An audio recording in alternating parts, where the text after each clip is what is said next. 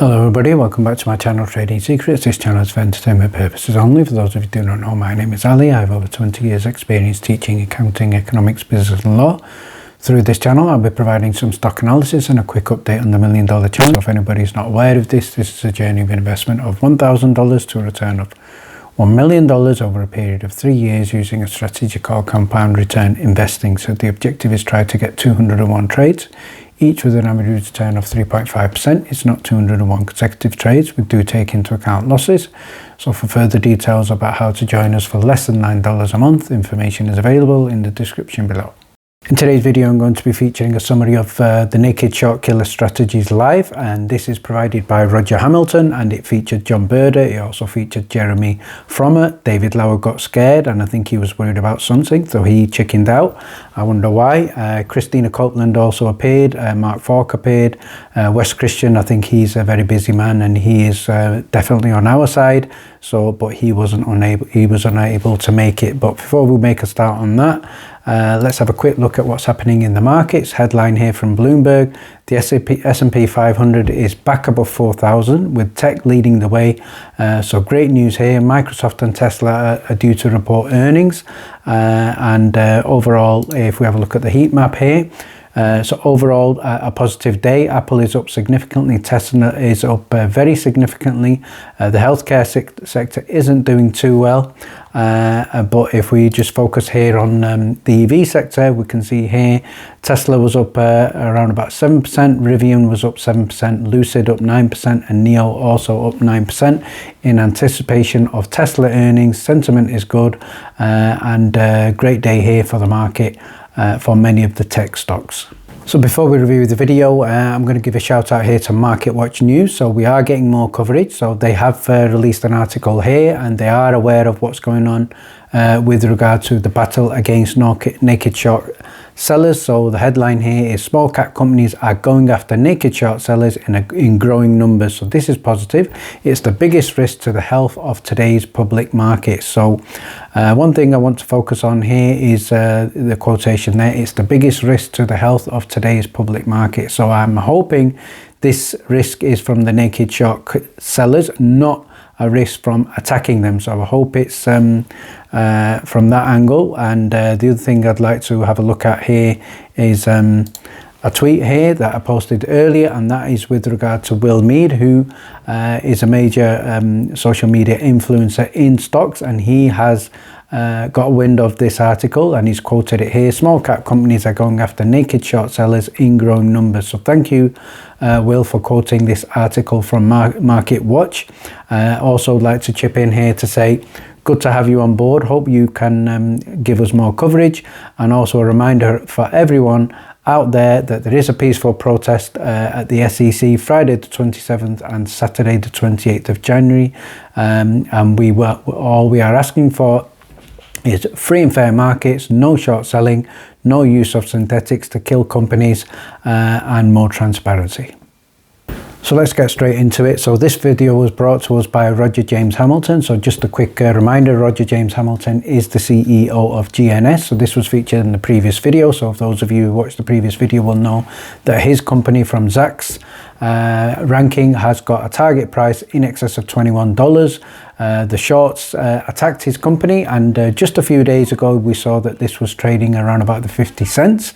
So from in excess of $20 down to 50 cents. So they almost killed the company, but we are seeing a fight back now. So credit to Roger, and you will have seen the share price go up from around about 50 cents at one point up in excess of $5. I think it went down to around about $3. It's currently trading well in excess of $4. So congratulations to everybody who is making significant profits in GNS, including many people in the Discord.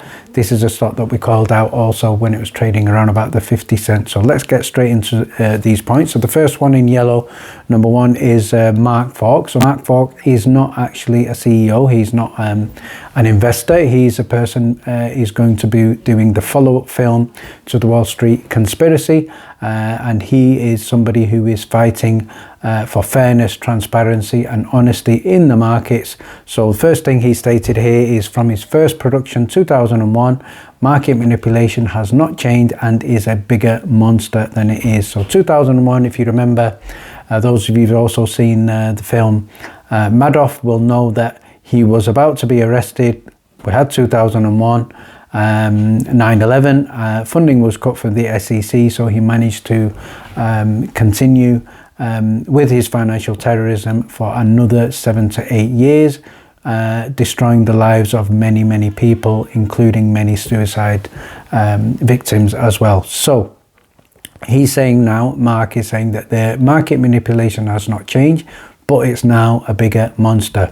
So very strong statement there. So JB, we all know John Brda, he's also stated here, one of the other changes is that it's more become much more aggressive, and the broker dealers are now much more closer to the hedge funds, which is dangerous, and they seem to be working together, so this is not great for small cap companies especially. Roger also stated here is good news here, a couple of dozen CEOs have just reached out to him in the last week, so this movement is strong. This movement is growing, and you'll see in the previous video we looked at the CEO Block website, which was launched in 2023, and John Brda's motto here, he also stated, is to communicate with the shareholders but not share private information. So he's not one of those ex-CEOs who wants to completely 100% remain quiet. Obviously the SEC would like that, but I agree with John. If you want the shareholders on side, you want the support of your shareholders, communicate with them, but communicate with them just the public information that you can share. Nothing wrong with that whatsoever. So number 5, Roger also stated here, he's prepared to tell the truth even if it creates trouble with the SEC. So what Roger is referring to here is market manipulation, attacking his company, attacking people who work in his company, attacking the livelihoods and the income of people. The SEC would want him to remain quiet, but if his company is getting attacked, then he is prepared to speak out. So credit to Roger there for saying that. He also said here, by issuing an SD, companies, SD, obviously we're talking about special dividend, companies can flush out synthetics and shorts. So that's a nice little trick for CEOs to be aware of. If you are getting attacked by synthetics, you are getting attacked by shorts, you want to flush them out, just issue a special dividend. You can issue a special dividend for 10 cents. So the price can be a small amount, but the SEC rules are they must close. If they, if they want to avoid that, then they're going to have to go begging and crying to FINRA, oh, we don't want to pay this SD special dividend. Can you give us another U3 halt? So unless they go crying to their daddy, FINRA, a special dividend will flush them out. They will have to close. They will have to close their positions, and they will have to exit. So great piece of advice there by Roger. Number 7, he also stated that these hedge funds, if they want to bankrupt a company, that is their biggest bonus, because then they never have to cover, probably will never have to pay tax, and they keep that money for themselves. I think the IRS also need to know about this. Number 8, Roger also stated here, very good piece of advice for not only for CEOs but also for other shareholders. If you request paper certificates for your shares, these are removed from the market. These cannot be shorted. However, we're not talking about synthetic shorts. That's a completely different matter. That's something illegal. But the official manipulation from the shorts cannot happen. So great piece of advice from Roger there. Roger also chipped in by talking about FINRA. He's saying, in his opinion, this should be government run. It's like a fox in a hen house. They are a law unto themselves. He also goes on to say that FINRA are not accountable. They're not auditable. We know against Rosa they're claiming immunity. They're also going further by saying we are claiming absolute immunity. They're not saying we're part of the government. So we need a systematic change. This is a long-term fight, and this is not fair. So FINRA are a law unto themselves. They're getting paid by you, me, and all the taxpayers, but they're saying we're untouchable. That has to change. Number 11, Mark here has chipped in, and he stated here something very important. I believe they have hit the hedge funds. They target medical and tech companies especially because these companies have high costs, low revenue, so they are involved in lots of research. But what is worrying here, you'll know that there is now growing awareness of medical companies who are there to cure cancer, to fight the treatment of cancer, but they would rather get a few dollars by destroying them and making sure this research does not continue. So people in Congress, people in government, people in senators, you need to educate yourself about what is happening. Don't claim ignorance. Carry out your due diligence, find out what's going on. Do you want small cap bio companies to be destroyed and cancer not to be cured?